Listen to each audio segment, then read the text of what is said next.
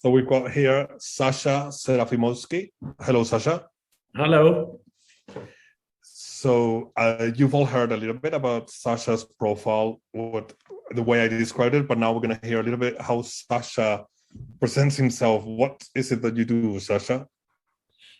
Good. So I'm a mentor, an early stage investor, part of the ecosystem for startups here in mostly London, actually.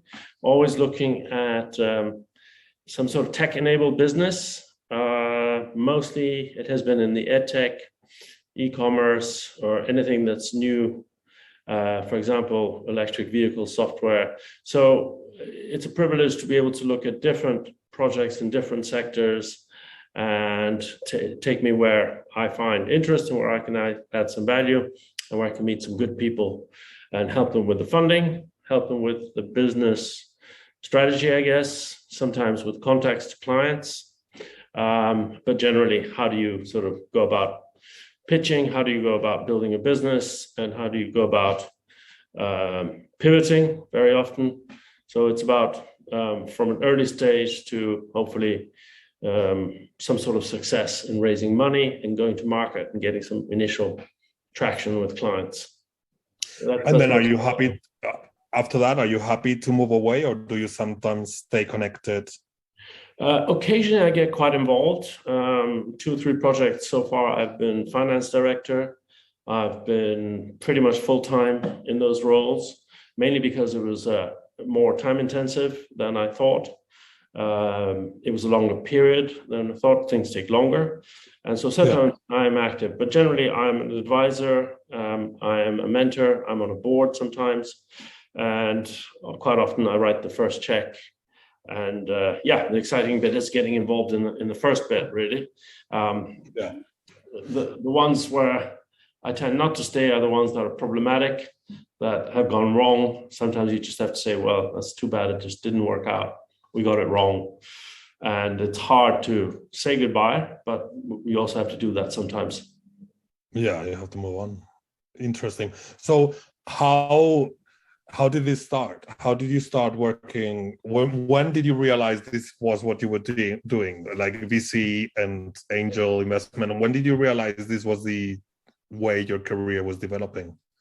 Well, I had a venture when I left banking. So my first career was in banking. I was equity research analyst at Morgan Stanley and Merrill Lynch. And I followed the big stocks and big markets. And when that career ended, mainly because I started as a tech analyst, that's what I always wanted to do. But in the end, I ended up doing European banks, which just wasn't very interesting or rewarding. And banks always went down and were in trouble, whereas all the fun seemed to be happening in the tech world. So my second career, I decided to go back to tech where I wanted to be in the first place and started a company. It was really Netflix before Netflix started. And we sort of went to the moon and back. I'm a big film buff, so I followed my passion, as it were. And we had some of the first, streaming contracts. This was on 56K copper wires, What year was this? When are we talking about? Wow, this was 99 and 2000. So it was just when it was really exciting and going crazy. We went to the moon and back. We were pre-IPO and then pretty much went to zero. So that was a interesting experience, but it was too early. It was way ahead of the time. Too early. Because many people must have told you at the time that is never going to happen. It will never be like that. Everybody would think.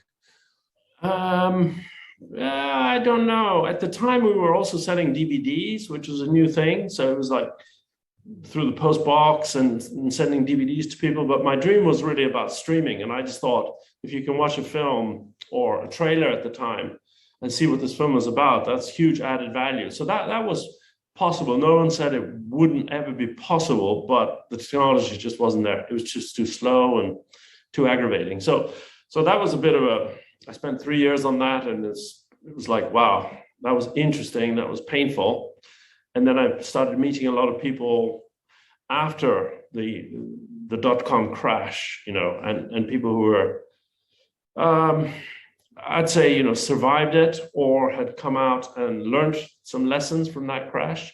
and started some businesses which were really quite interesting. Interesting, yeah. I think I joined, the way I started actually being an angel and an advisor is we teamed up with somebody who used to work at Facebook and somebody who was more in this sort of innovation space. And the three of us advised companies on raising money. And we sat at Google campus in the early days, and there was this whole flow of people, ideas, and Google gave all these fantastic resources, including free. Is that the Google campus in Shoreditch? Were you there? Yeah. Oh, I used to go there. We must have met sometime. And a lot of people there, a lot of good people. Yeah, the buzz in the beginning was so exciting. I really enjoyed getting a bit of that. Yeah, that was really good. Okay, so then with these two other partners, you started to build something. Yeah, it was an advisory business. The premise was that you have these tax breaks, SEIS and EIS. So Seed Enterprise Investment Scheme. You, as an investor, you get 50% of your money back through taxes if you invest in a very early stage startup, up to 150K. So a lot of the companies were raising 150K to get off the ground. And then once you raise the second round, it was called EIS, and investors would get 30% back. So really, we saw that a lot of people with money, with investment appetite, would put money to very early stage, very risky ventures because they got the tax breaks, but also because of the potential upside. So it was a really active time, and these benefits are still there, and many people still even haven't heard about them like 10 years later, but they're there. And that's part of the reason why London was a massive excitement in the early years at Google campus, was simply because there was so much money going into very, very early stage. And that's changed a little bit. Not the tax thing, but it takes more money to build a company now. So it's less sort of very early stage. It's more follow-on money, but the tax breaks are still there, which is why it's great to be in the UK. Yeah. And from that time, you say like the amount of money has changed, things might have changed. I wonder what has changed in the people that pitch projects at you from then to now. Are people better prepared, more aware of finances, as well as the big problems you're going to get? Like, it's easy to oversee how important your human resources aspects of your work is going to be the most important. All those things. Are people more evolved now than 10, 15 years ago? I think actually it's the investors saying we burnt our fingers because you ran out of money. You just raised 150K. That's not enough to build a company. You have to be able to raise more.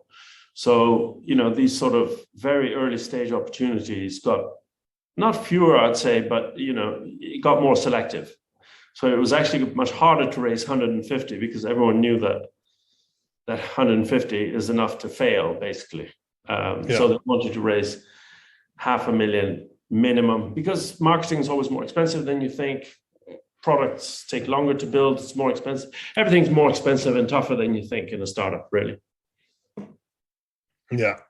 And all the work you have done, you must be really good at pitching now. You must be really good at understanding what it is the most important part of connecting with, who's the stakeholder, how do you tell the story?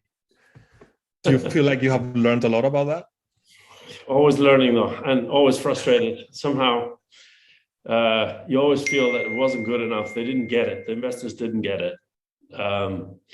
There was too much text. There wasn't enough pictures, or we just didn't do a good enough job. So I think what's happened, because of a lot of noise and a lot of pitches, people are just tired of seeing things. So unless it really stands out, you've got about 2 minutes of their interest. So it really has to stand out in 2 minutes, which is elevator practically.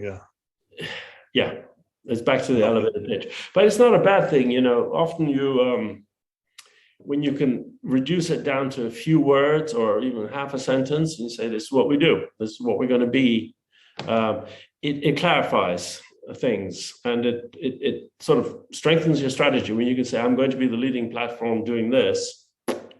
That's it, either you believe it or not as an investor, but at least it's like, I get it, I understand what they're saying, rather than something about developing contingencies between multiple stakeholders, and people go, well, what is that? Yeah, I know from the outside, I often, when I hear them pitch and they start talking about a very complex part of the process before they have really presented what the idea is, what they want to do, and why. Yeah. And then you're like, no, it's because it makes it sound like they really are developing still what they want to do, because otherwise they would say, this is what we're doing, Yeah, I mean, even recently we went to an investor, we've got 3 products. This is for the EV business, the electric vehicle charging business. We've got 3 products, bang, bang, bang. And the investor went, why do you do 3 products? You should just do 1. You'll run out of money doing 3 products, just do 1. And we thought, what a stupid investor. But it turned out he was right. And so what we did is we got rid of 1 product and put the 2 together and called it something else. And now it's much, much clearer. And we raised a fair bit of money, and it's super exciting. But it took us 20 meetings with investors to actually refine the pitch. We came away really frustrated most of the time. But in the end, yeah, I think investors were right. It needs to be very sharp, very focused, and very ambitious. Yeah. Interesting. We are visiting Aston Martin, and we had an engineer from Aston Martin, also talking about EVs and about a project he had. That it's quite interesting to see how all this is happening, and how you are now talking about these products, and he was also talking about product. Like, his product was much more a unique way of taking collectors' cars. And taking that sector of the market, putting them, he does interiors, he does everything for you. Yeah. You take your old Merc or whatever, and he will make it a fully electrical. Oh, right. Oh, yeah. That's a very interesting business, isn't it? Yeah. Oh, I'll put you in touch with Vince. Maybe you want to invest in his project. Yeah. I mean, people love their old cars, and if you can make them electric and prolong their life, it actually adds value to the car. So it's a very good business. So if we have 2 minutes, what, and we were talking about, you want a very clear, presentation of what is the idea. And we're talking about unifying your ideas, even if your project is broad. What else do you think is key? What are the crucial things you want in a short pitch? Well, I mean, all investors will say team. They invest in a team. So it's the way, if they have confidence in you, they will go further. If they think, well, it's a nice idea, or they're just too unfocused, or they're sometimes too young and too cocky, then, they don't want to know. Generally, you have to have a passion or a level of expertise about something. Passion is great, but young people have a lot of passion, but it's like how to direct it. So it's often, I would say, they look for expertise, something that is differentiated.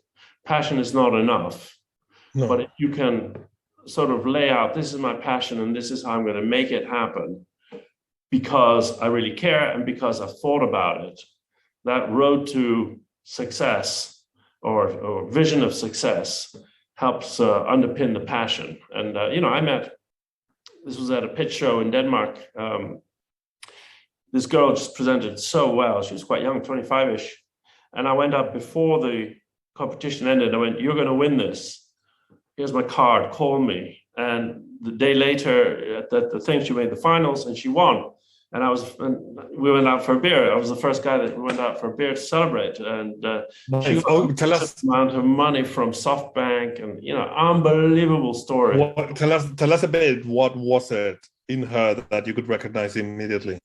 It was a passion, but she just seemed extremely smart and high energy. So I mean, I got out of my chair to talk to her because it was just exciting. It was an ESG. It was a platform for, it's called Plan A, and it's a platform for companies to analyze their emissions and then tools to mitigate their emissions. So it was very concrete. It was very cool. It was the right time for it, and she just presented it with such passion. I thought, wow, I'm blown away. This could be the one, And very quickly she raised a load of money from really good investors, and she's doing super, super well. But I think it was that. Amazing. It was that. Did she? Do you think? Yeah. Also, yeah, I see that sometimes. Like the word I use for that combination is purpose, because passion, raw passion, takes you nowhere. But when you, as you said, you do your research, you know what you're doing, and you give it a real purpose, then it becomes much stronger. Because before everybody was talking about passion, and now it feels a little bit obsolete. I want more purpose and less passion. Yeah. Yeah, that's a great point. Yeah. Was she able to handle that success easily? Was she aware that she was going to kick ass, or was it a bit of a surprise for her? I think it was one of her first pitch events, so she was surprised. She was surprised to win.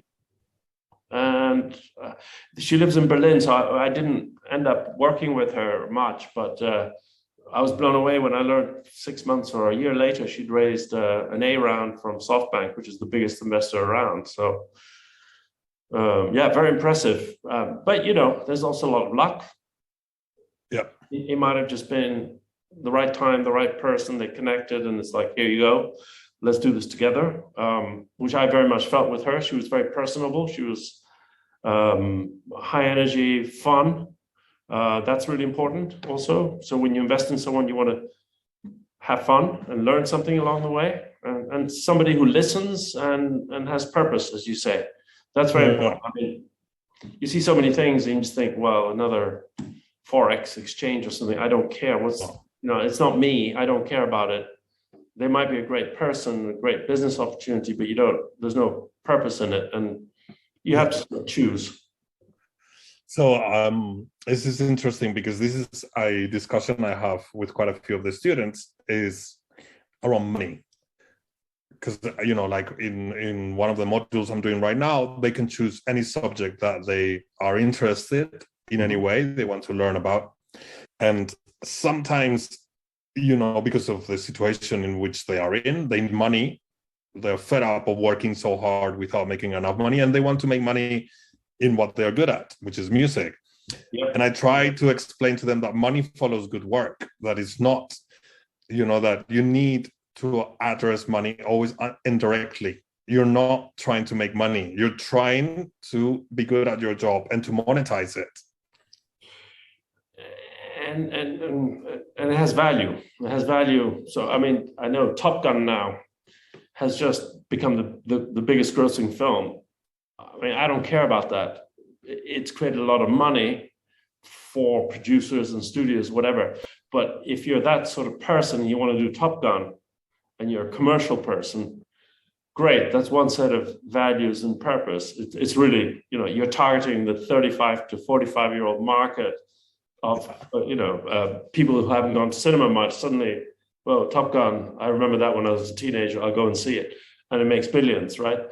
I don't care about that. That's not where I see value. But, a small film that's cost 100,000 to make, and it makes a hit, that's a much bigger return. So money is important, but it's what you care about. If it's a small niche art film that makes it big, that's tremendous. Or makes people laugh, that's tremendous. And it can be profitable and lead to money. Or, I don't know, if you're in the music business, I mean, unfortunately, I have a very esoteric taste, and I follow people who have about 2 followers on Spotify, but that's not the way you make money. You have to do something that there's a big global niche that follows it. So you have to think, this is my music. Is there a global niche for it? And it might be weird, it might be esoteric, it might be instrumental. Or you go down that route, you'll find enough people who love it and stick with you. But if you're looking at, I want to be the next boy band or the next K-pop band, that leads to money faster probably, but is Yeah. that the thing? You have to make the choice. Yeah. Do you get your heart broken once in a while in your projects? Projects you fall in love and you think they have to succeed, and then you see them crash. Is that part of your job? Yeah, I mean it's death. There's lots of death around, so you have to go through the process and shed some tears and remain good friends with the founders because they've worked much harder than you, and it's really their baby that's dying, and you try to help, but in the end, sometimes it just doesn't work, and it's bad luck or bad timing or a combination of things. There's just no way to save the baby, so it's hard. Yeah. It must be hard because so many things have to be right. And often this thing about the ideas are like energy, and they always show up in a different place at a different time. And something that was very upsetting that it didn't work 5 years ago now reshapes and resurfaces in a different project. And you're like, oh, this is now it's going to work. No, you know what I mean? Like things tend to come back and refloat. Yeah, I mean, I had one business I was pitching, and I listened to this other guy, and I thought, wow, that's a much better pitch than mine. That's a much more interesting business than mine. And so I went out and visited him. It was a VR educational game. It was actually how to save the seas by understanding about marine biology and the ecosystem. And it was a mind-blowing game, absolutely mind-blowing VR experience. I'd never seen anything like it, even though I don't really, it's not my thing, but it was when you see it, it's like, oh my God, that's tremendous. And so he ran out of money, and I was one of two people he called at the time. And because I'd known the project, I said, don't worry, don't sack everyone, I'll pay next month's salary. In the end, I didn't even need to put the money in because he turned around and raised much more money than he thought for some really good investors. But it was just that, it was just a little bit too early. They ran out of money, and it could have died if he hadn't managed to raise the money that month. So, and it created a fantastic product. The company ultimately wasn't successful, but that product was super successful. It was just amazing. So, interesting. Things come and go. Yeah, sometimes it's timing is everything. Yeah. And what projects are right now exciting you, or in the near future? Is it, apart from EV and stuff like that, or is it EV mostly? Where do you get excited right now when you see a project? Well, I said to myself I'd only do projects in sustainability because somehow you have to focus.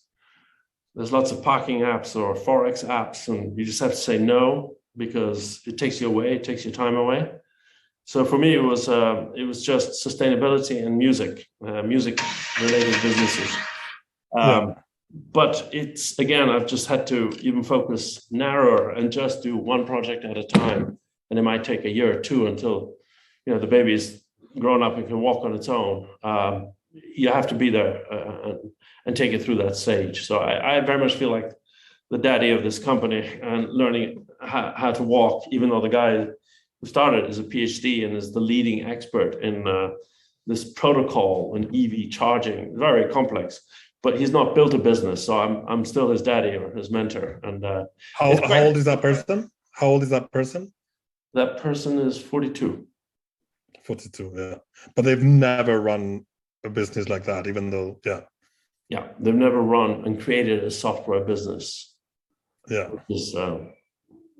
We just got somebody on the board to that who has built Amazon Prime. So a lady from Amazon. So she knows about building, a global platform, and she'll be working very closely with him because she's done that at huge scale, and our man hasn't. But the potential is there. So a lot of learning and a lot of hard work.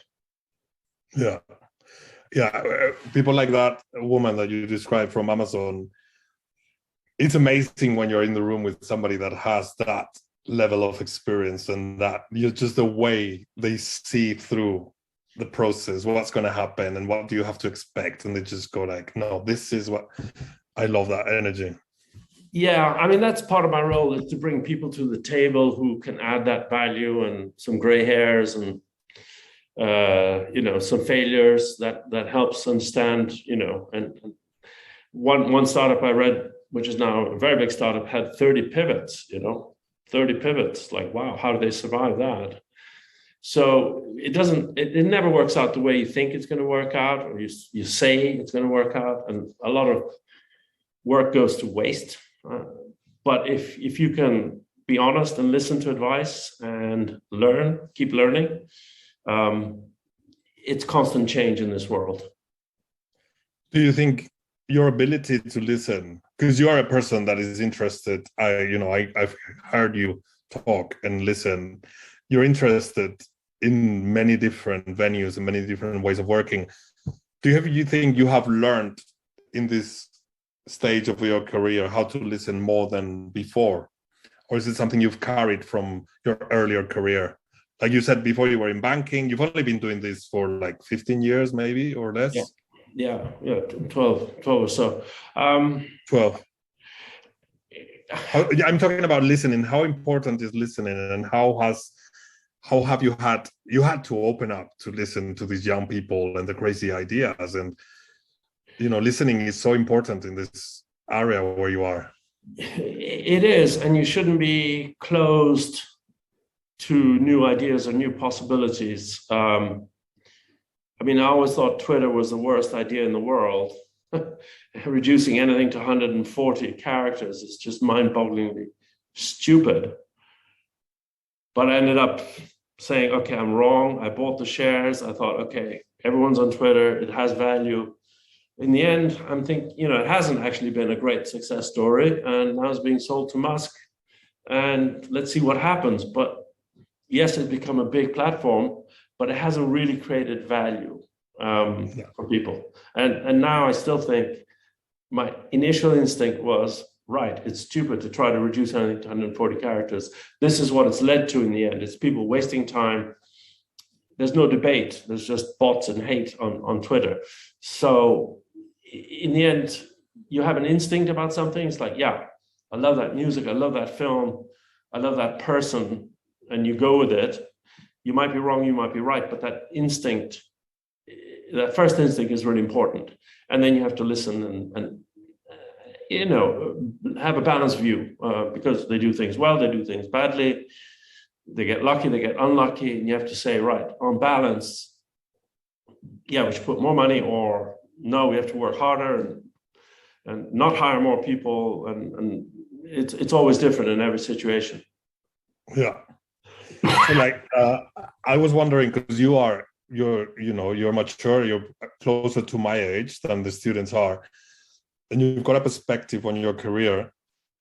Do you think this is, I know right now the world, with what's happening in Eastern Europe and Ukraine, and with the global warming and, all the upsetting things happening. But if you think more about our lives in the day-to-day technology, is this the best moment to be working? Do you think you're lucky to be working right now, as opposed to being in the 80s? Or, if you had to choose right now where to be Sasha, successful Sasha, would you be in the 80s? Would you be in the 20s? Where do you want to be? Well, look, it's something that transformed me. The whole reason I really got into technology is I was at a work internship at a bank, and they put a fax through, and the fax went out, and it went to New York, and it was signed, and it came back. And this is mind-boggling. Fax. Really, it was like, wow, how does that do that? And that really got me thinking, like, wow, technology is going to change the way we do things, which sounds really banal now, but I still haven't figured out how I can hear that it's your voice. And, hey, Chimo, how do I know that? Because it's, zeros and ones, but I still get your voice. I still haven't understood that. So understanding the depth of technology is really important. That being said, I think today we've had 15 years of technology, or 20 years of technology, and more actually. But yeah, the best thing that's ever happened is search. I can find anything I want. My most Absolutely. music is amazing. Incredible. Streaming is amazing. I can watch highlights of tennis. You and I are tennis players, so I can catch every game. I can study every game. You can find any piece of literature that you want. You can translate it from any language. So it's immensely valuable. What's really bad, I think, is the 140 words or silly videos, and the whole social thing. I think it's generally been a bad thing for people, and abused, misused, fake news. It only lives because of social media, really. So I think that's a major challenge. And what I would say to a young person, what I've said to my son, is like, cut that out. And he did. My son cut it out. He's much happier. He's like, absolute waste of time. So don't waste your time, because there's plenty of people. Oh, I haven't mentioned gaming. Sorry. I mean, I'm a big on gaming. It's the worst invention ever for humanity. It's all these years wasted on gaming. And you hear people say, well, it does things for your brain. It doesn't. It wastes your brain, in my view. And there's real negative consequences of, mass shootings and things directly inspired by games. We have to say, stop this, like they've done in China. Gaming has to be restricted 2 hours a week. Yeah. I think that's a really important thing, is to say no to things that are actually detrimental. Toxic. I wish I would be able to do that. Like this summer when I'm off, I'm going to take a dummy piece of plastic and put it on my pocket and just leave the phone, because I know that I will have the physical withdrawal, like when you smoke and you still miss doing this. Yeah, I would put that in my pocket, and I will really try to be like, for a week without the phone. But I know I just get anxious just thinking about it, because I'm so used to all the time be looking at stuff, looking up and watching, and as you said, sports. But you didn't quite answer. All that you said is a great setup for my question is, do you think you're lucky right now, existing right now, working? Is this an exciting moment for you to, Sasha, as an entrepreneur, as a VC, and what you're doing? Or do you think there have been other periods that could have been more exciting? Well, no, it's super exciting, but I sort of go back to my head of research, one of the smartest people I knew. He said, it's either it's sand, or it's stone, or it's straw. The sand sort of floats and everything changes, and you don't know what you have in the sea, right? The stone stays there, and then there's debris on the top, and it just gets washed away. So, is your idea sand, stone, or straw? How heavyweight is it? How important is it? I think that's really key. And the opportunity now to do so much more is there. I just think a lot of it is wasted because people think, I got to make money off it. It's got to be trendy, or I'm going to flip it, or that's what everybody else is doing, so that must be right. I think you sort of have to step back and say, in 20 years' time, when people go, wow, that was really cool music he did, or that was a great series of films, or, that's valuable to forever valuable sort of thing. And I think Google, in tech, only Google is forever valuable. Search for me is forever valuable. Everything else is sort of come and go. But I was listening to a couple of interviews in how I built this, and all those kind of really good, proper long form interviews to people, that were running large companies.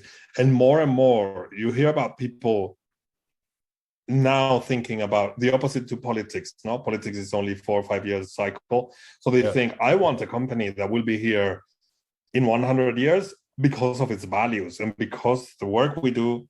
So it's very much resonating with what you're doing there. And you never heard that before. It wasn't, but it's a very contemporary way of thinking about business, that, it has to have the right values. Yeah.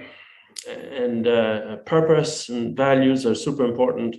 I think we talk a lot about, equality and so on. I mean, I'm Danish. It's like, of course, everyone's equal. Who cares about your sexuality? Who cares about all these things?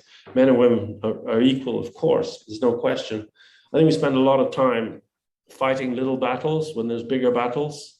I do think what's happening in Russia and Ukraine now is probably the biggest cloud. I mean, Yeah. that peace dividend, the world has changed, and we have to realize that, wow, this could be another decade, 2 decades, 3 decades that are very different from what we've had, and they won't necessarily be good. So how do we deal with that? Yeah.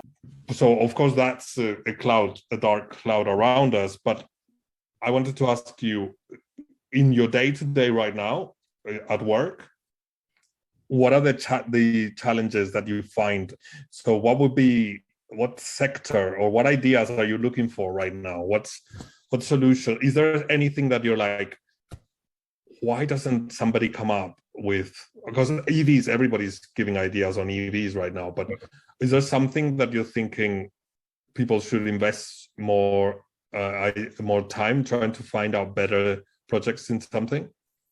Well, I mean, carbon-free cement, right? It is so mind-blowing as a concept. And when I started reading about it 2-3 years ago, I thought, wow, wouldn't this be amazing? But you know what? In Sweden, there's huge investments, huge factories. They're churning out carbon-free cement. That is probably the single most exciting thing I've seen. It's out of my sector, out of my league, but you have to look at things which are impactful and go and seek them out. So I think the climate change is super, super important. We've sort of heard too much about it, and some people don't believe it and so on, but and we're afraid of it, but it's the biggest opportunity that I've seen by far. And the creative industries may have some role to play in that. But certainly as a young person, I'd think carbon-free cement, God, that's exciting, How can I know more about that? At least you need to know about these changes and the positive things they bring. And that hopefully inspires the rest of your life. But look for the important, positive things, big things, and let your life flow that way. Otherwise, you'll be stuck in depression and mental health issues. It's really exciting what's happening. So there should be more of that and less of all the negative things that we actually see in the press all the time. Which there's a lot. There's a lot. Yeah. And what challenges are you finding in your job, in your position right now? What is it finding the right people? Is it getting access to investors? What is the main challenge that you find right now at work, or motivation? Where do you find? That's a really good question. I think it's just going out and doing it. That energy, that raw energy of just we'll go and get this done. It's so easy to get bogged down presenting to too many investors, people not understanding what you're saying. If you can just find a way, even if it's a little way, I take a little step, I show you that this damn thing works, and now we're going to build 1 billion of them. Or 1 billion people will listen to my song because it's a really good song and it has really good lyrics, and it's really important that everyone, it becomes an anthem. Think that way, whatever industry you're in. But go out and do it, because it's so easy to get cut to pieces along the way. And anyone who can just endure that and keep on going and keep changing and learning. Yeah. But endurance is really important. But I think seeing the big vision is really important. Otherwise, you will get cut up. Well, this module that we're doing right now is all about ideas into action. So it's all focused more on the action that follows the idea and not on waiting for the perfect idea. So that's what will shape the idea. Is what is the process by which this idea would grow. And if that's a process I choose right now after looking at the options, what would be the first action I would take? Would it be a phone call? Would it be setting up a web page? Would I be asking people questions or building a small MVP? What would be my first action? So this is what we're doing here. Because when you haven't done a lot, when you haven't grown businesses or projects, you think you get lost into, if I had a really bright idea. And I think you have to realize that it's a muscle. It's like, how do we put this into action right now? Absolutely. I totally agree with that. That's great. Yeah. And at the moment, it's surprisingly successful with students. They are really embracing it and really going for it in the workshops. They really call people, write emails, ask questions. They take action with their ideas. Yeah. And it's really, I think it's really helping us as a group, me too, to think differently about, so, you know, like, how do you consider that aspect of the project, you know, like, and it really resets the fallacy of I have too many ideas, I have too many, which is something that many people will have at first. Yeah, we'll have too many ideas, too many friends, too many things to do, too many, you know, if you can boil it down to this is the important actions that I'm taking on a daily basis, and I can show it to people and either they hate it or they love it. It's really important to do something, show it, and keep doing. Right? So I love the idea of teaching action. That's great. Action. Yeah, action learning. Yeah, absolutely. Do you sometimes struggle? Because, you know, my students are young and they are in a very digital, very dynamic world.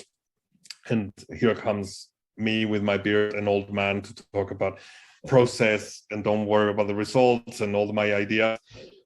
Do you sometimes feel that somebody pitches and they're not really listening to what you say? They see you, or do you usually think they respect and connect to your approach? Do you feel frustrated? I think people have too much on their plate. So I've seen investors, you know, it says the price of this kit, this home, it was a pregnancy kit basically for mobile hospitals, and it cost £50,000. So it was a pregnancy. I can't quite remember, but anyway, it was something for the mobile hospital market. And this lady investor, really famous investor, oh, I'd love one of those in my home. What's the price? And the price was there. It was $50,000. Sure, you can buy one if you want in your home, but it's not for the home market. And you see, people just have too much information, and they're drowning in information. They don't see the wood for the trees. So that's why it's very important to make something, say, look at it. This is what it is. It's not for the home market. It's for this market. Did you hear me right? This is exactly, it's not this, it's not this, it's this. And I built it, and I'm going to build it out. Do you get it? Are you in or are you out, sort of thing? But you have to be very clear and very actionable. Yeah.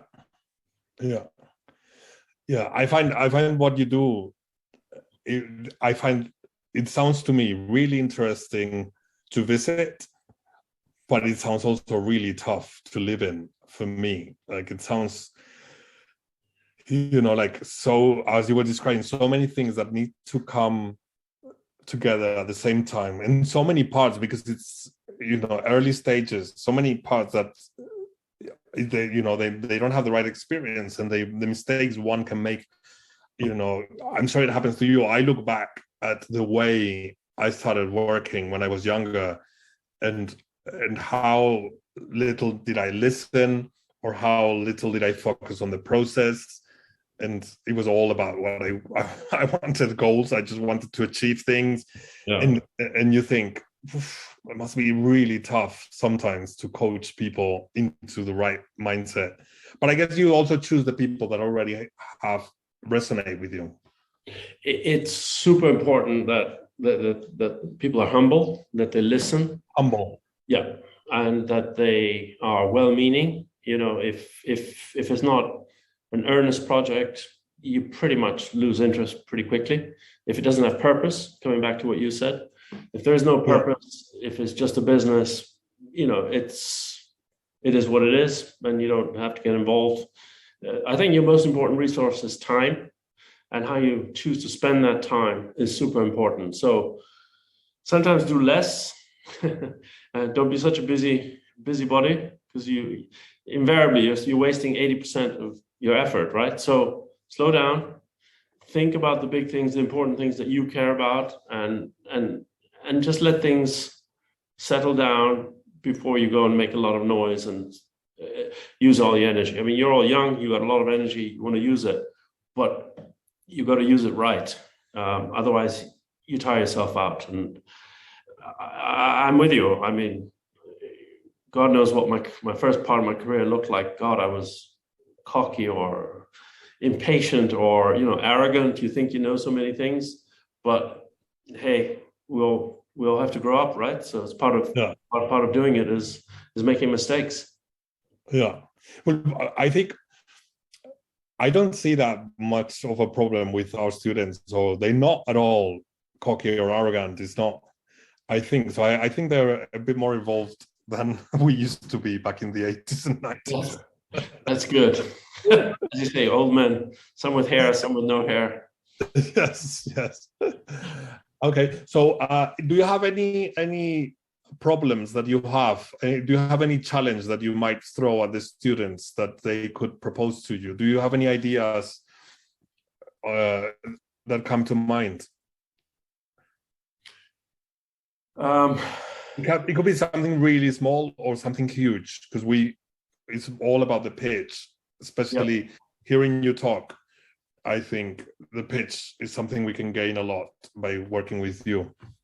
Yeah, no, I'd love to hear some ideas and I'm very happy to help if I can, or just listen and give some feedback. So yeah, no, I'm very open. I enjoy it, and I've tried a few things. So generally, if it hasn't worked here, it might work here. I have that sort of experience, let's say. But generally, for me, it's always, is it a heavyweight idea or is it a lightweight idea? This thing of sandstone and straw, if it's neither here nor there, nobody will care about it. If it's heavyweight, people will care and will listen to you. So make sure it's a grounded, important idea. And humor is super important. I mean, humor is a big business, right? It's important to laugh.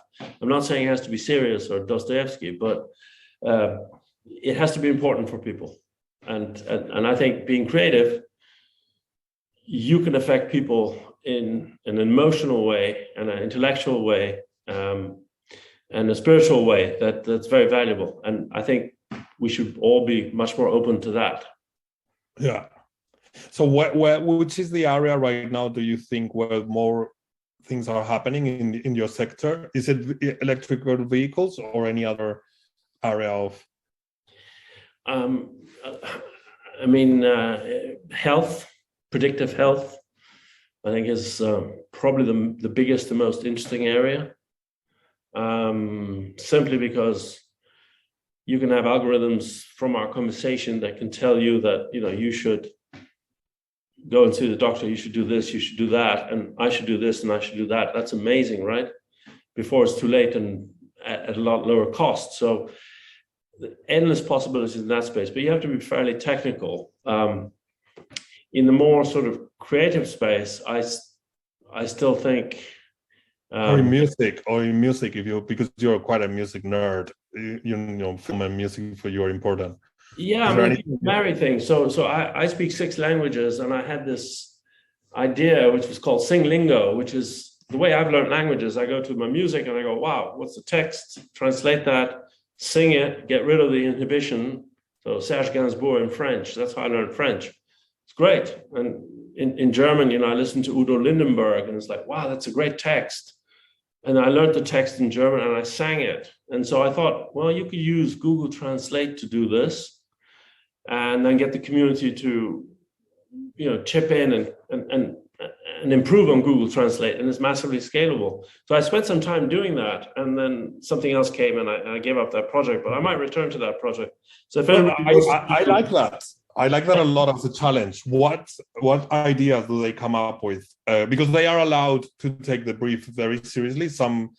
There's only 3 teams or 4, but 3 teams. So one could take something very pragmatic, like a very serious proposal in 2 minutes. Yeah. But other people might come up with a song about our conversation. They could go in a very tangential, creative approach to inspire us. So they are very free to take the, in the workshop. We don't want for them to feel like they have to absolutely execute and pretend they have the right idea and process. They could come up with, I don't know, we want to make you think differently about learning, so we're going to rhyme. So I thought I like that idea you have about learning and using songs. What do they see they could do? They could come up with an innovative app that uses songs Yeah. I mean, I think still it's a great idea. I just I didn't have energy and focus to do it, but I think it's a great idea. And if somebody wants to work on it, I'm very keen to go back to it. Yeah, because I just think it's fundamentally, I still see people going, okay, I learn music I learn languages through music. And there's a lot of people who think that way. It's that big niche of people who love music, love languages, combining the two with some technology. You have Google Translate, this massive free engine that will do it for you. That's interesting. Just something that could happen there. Yeah. Excellent. That's perfect. So that will be the challenge. And then we will, on a Thursday, you will come in at 7, and for half an hour, we'll have 2-minute pitches from each team for 3 teams, and we'll have a little feedback. That was super interesting. Sasha, is there anything any thoughts you want to share or any comments? No, I'm just wondering how people learn. How do you learn about things that is not immediately in your course? How do you learn about just an example, carbon-free cement? How do you go and get inspiration from other places that you then take to your world or Google algorithms? How do you put your head around what's out there for you to use in terms of resource, or big data sets that are there that you could use? That's interesting to ask people to think about that and come in with things from left and right and then put them together. I think that would be interesting. Excellent. Yeah, big data. And I think especially the future generations, they will have a different way of thinking about data that we can't still, because they will be much more familiar with access to, to the amount of data they have that we can't even comprehend what it means. Yeah. And aggregating and reading information from that and knowing what to use. And I'm just sure that's going to be huge.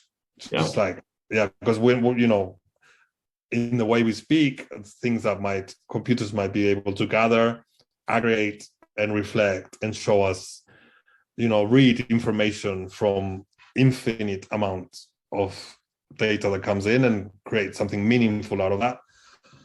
I think that's going to be huge that we didn't. Yeah. I mean, as long as it's not another, algorithm to get you to shop more and spend more or see the right ad, that's big business, but it's not exciting, is it? No. As you said, knowledge, if you could give me knowledge that's personalized to me in view of what I've been looking at, that would, recommendations, book recommendations, music recommendations, that's really valuable. And that's working. Yeah. I'm curious. You said you listen to people that only have 2 followers. Give us a couple. Can you put a couple of names on the chat? I will.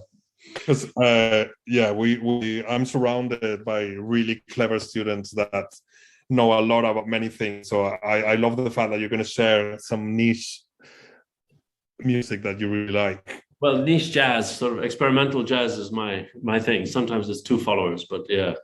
Come on, give us a name. So what's the name? Mark Ribot. He used to play guitar for Tom Waits. and he's turned into this campaigning, marauding, old, angry man, but his guitar is outstanding.